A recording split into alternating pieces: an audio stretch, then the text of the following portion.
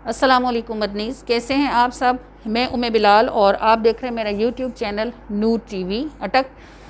मैं कोई professional YouTuber नहीं हूँ। आपको पता चलता होगा मेरी वीडियो से कोई ना कोई खामी कमी कहीं ना कहीं रह जाती है। मैंने अब इस 57 ईयर मेरी एज है और मैंने अब यूट्यूब सीखनी शुरू की है और इसरार चीना की वीडियो से मैंने बहुत कुछ सीखा। अल्लाह ताला उस बच्चे को बहुत सारी बरकतें दे, तरक्कियाँ दे, आसानियाँ अता फरमाए। तो मैंने सोचा कि यूट्यूब एक लॉन्ग लाइफ लास्टिंग काम है। मैं नहीं भी रहूँगी, लेकिन अगर मैंने यूट्यूब पर कोई अच्छी बात छोड़ी तो मेरे बाद भी लोग, जब तक यूट्यूब रहेगी और लोग रहेंगे, लोग उसको देखते रहेंगे और किसी न किसी का भला होता रहेगा। बस ये वाहिद एक जज्बा था जिसके तहत मैं इस प्लेटफॉर्म पर आई हूँ। तो आज की जो हमारी वीडियो है ये वाजिबात नमाज के मुतालिक है। नमाज के कितने वाजिबात हैं और वो तर्क हो जाएं तो उनकी जगह क्या करने से नमाज फिर भी पूरी मुकम्मल हो जाती है। 14 हैं वाजिबात नमाज, और वाजिबात नमाज को अगर आपसे भूल कर रह जाएं, साहवन अगर तर्क हो जाएं, जानबूझ कर तर्क करेंगे तो नमाज होगी ही नहीं। अगर साहवन आपसे यानी भूल गए हैं, आपको नहीं ध्यान रहा, उस सूरत में सजदा सहव करने से नमाज हो जाती है। आज हम लेंगे 14 वाजिबात नमाज।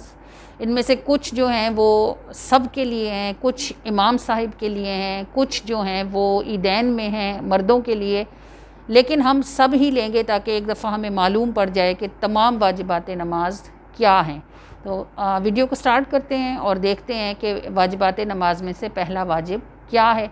आपसे रिक्वेस्ट है कि वीडियो को एंड तक देखिएगा। आपका जी चाहे या ना चाहे, ये सोच के देखिएगा कि अपनी नमाज को चेक करना है कि मुझसे कोई गलती तो नहीं हो रही। अगर हो रही है तो उसकी इस्लाह हो जाए। और इस वीडियो को शेयर भी ज़रूर कीजिएगा। हो सकता है किसी से गलती हो रही हो, आपके शेयर करने से उसकी इस्लाह हुई तो उसके अमल में आपका सवाब लाजिम होगा। चलिए वीडियो को स्टार्ट करते हैं। जी मदीज़, ये मैंने सूरत नमाज बनाई हुई है और नमाज पर इसलिए बैठी हूँ कि मेरा वास्ता जिन ख़वातीन से रहता है उनको टर्म्स की ज़रा मुश्किल से समझ आती है। तकबीर तहरीमा, क़ादा, क़ौमा, जलसा।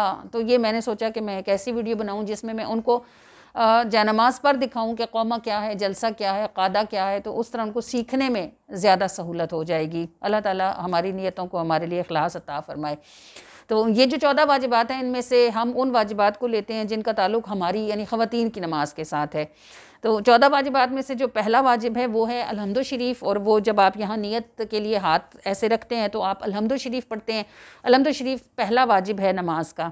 अलहम्दु शरीफ के बाद दूसरा वाजिब भी यहीं आता है। दूसरा वाजिब है अलहम्दु शरीफ के बाद सूरत में लाना।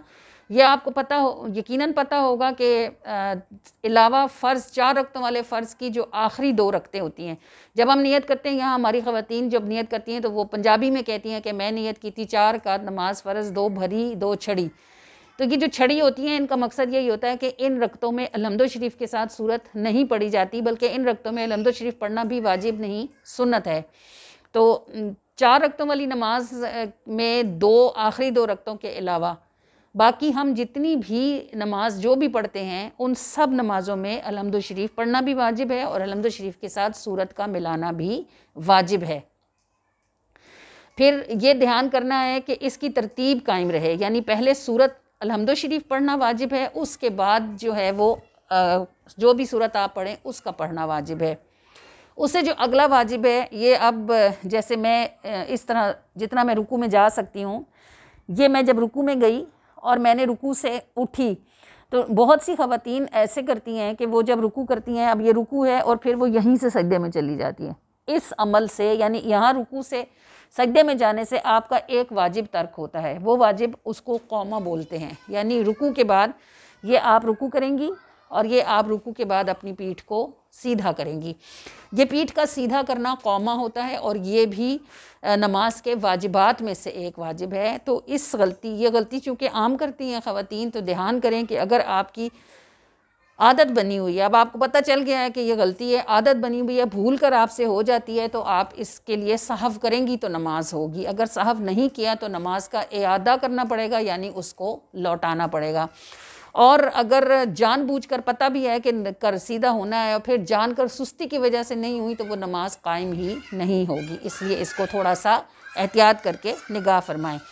जो इससे अगला वाजिब है वो है सजदे में। अब देखें, जब हम बहुत सी ख़वातीन हमारी जो बहनें हैं वो जब सजदे में जाती हैं, ये सजदा, ये सुभान रब्बियल आला, सुभान रब्बियल आला, सुभान रब्बियल आला, तो वो ऐसे उठती हैं और ऐसे फिर दोबारा सजदे में चली जाती हैं। इस तरह करने से भी नमाज का एक वाजिब तर्क होता है।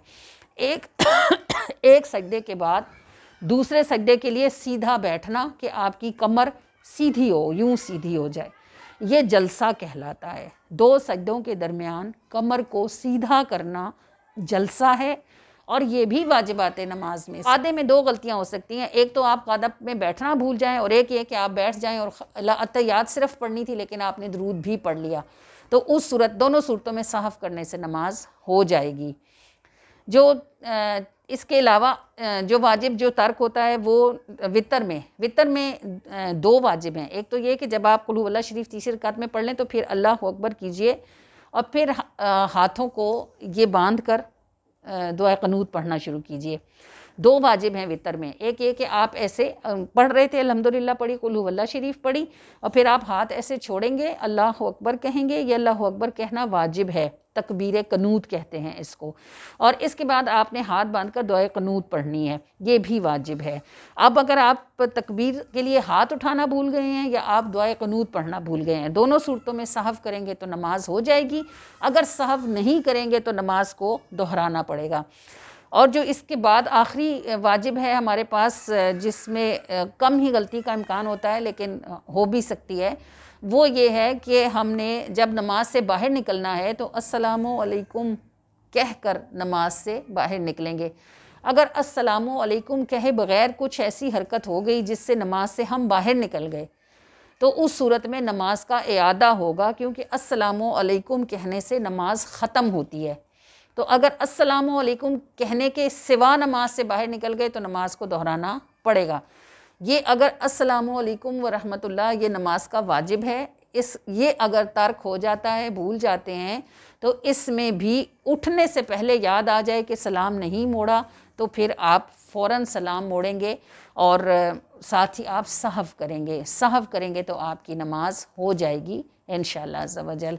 अब कुछ सहव जो हैं वो जमात वाली नमाज के लिए हैं, कुछ जो हैं वो मर्दों के साथ हैं, लेकिन हमने वो सहव लिए हैं जिनसे हमारा हम ख़वातीन का वास्ता पड़ता है। इनको हम एक बार दोहरा लेते हैं। नमाज में अलहम्दु शरीफ पढ़ना वाजिब है, अलहम्दु शरीफ के साथ सूरत मिलाना वाजिब है, तरतीब रखना वाजिब है, यानी पहले अलहम्दु शरीफ ही पढ़ी जाएगी फिर सूरत पढ़ी जाएगी।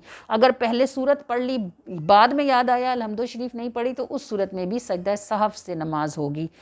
रुकू से उठने के बाद कमर को पूरा सीधा करना ये कौमा कहलाता है, ये भी वाजिब है। नमाज का तर्क हुआ तो सहव आएगा।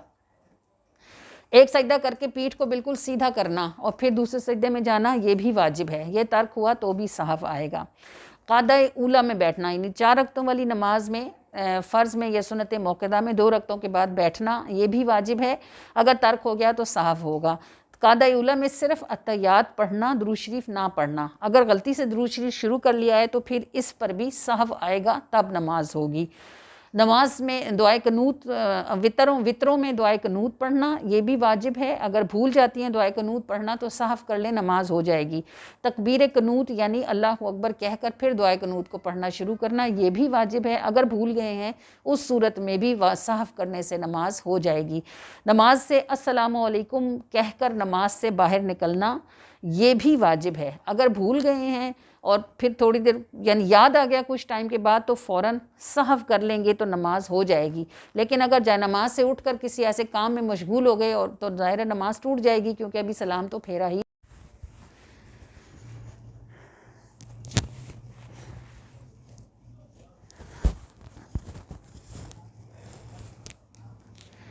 अल्लाह करीम हमें हमारी इबादत इखलास से करने की तौफीक अता फरमाए। और सीखने के लिए कोई उम्र नहीं होती, हम उम्र के किसी भी हिस्से में सीख सकते हैं और अपनी भी इस्लाह कर सकते हैं और दूसरों की भी।